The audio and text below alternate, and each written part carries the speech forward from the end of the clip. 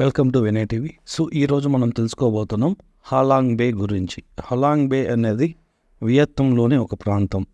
So ఇక్కడికి వెళ్ళాలంటే ముందుగా మనం వియత్నం క్యాపిటల్ అయిన హనాయ్కి చేరుకోవాలి. హనాయ్ నుంచి మనకు ఎర్లీ మార్నింగ్ బస్లో మనం వెళ్తే హాలాంగ్ బేకి తీసుకెళ్తారు వాళ్ళు. సో అక్కడ నుంచి మనకు షిప్పులు ఉంటాయన్నమాట, క్రూజ్ షిప్పులు. సో 1 డే నైట్ స్టే చేయొచ్చు, లేదంటే 2 డే నైట్స్ అక్కడ స్టే చేయొచ్చు.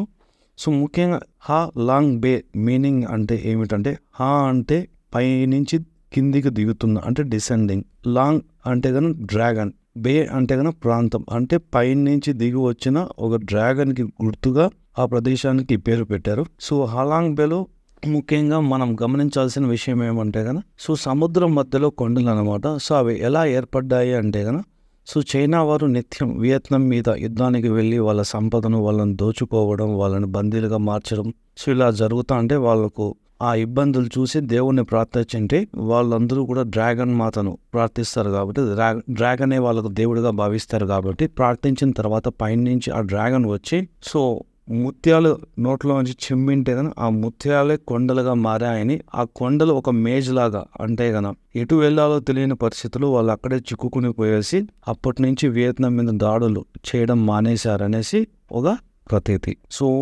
ఇది చాలా పెద్ద టూరిస్ట్ ప్లేస్. మనం సినిమాలు కూడా చూసుకున్నట్లయితే సో స్కల్ ఐలాండ్ కూడా మనం చూసినట్టు స్కల్ ఐలాండ్ సినిమా కూడా మొత్తం అక్కడే షూట్ చేశారు.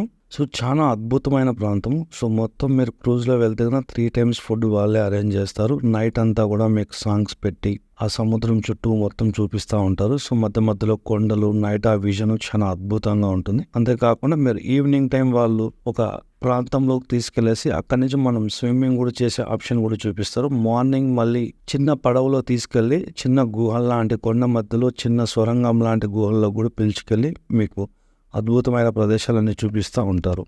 సో మీకు కూడా వీలైతే ఒకసారి Ha Long Bay, so one of the beautiest place.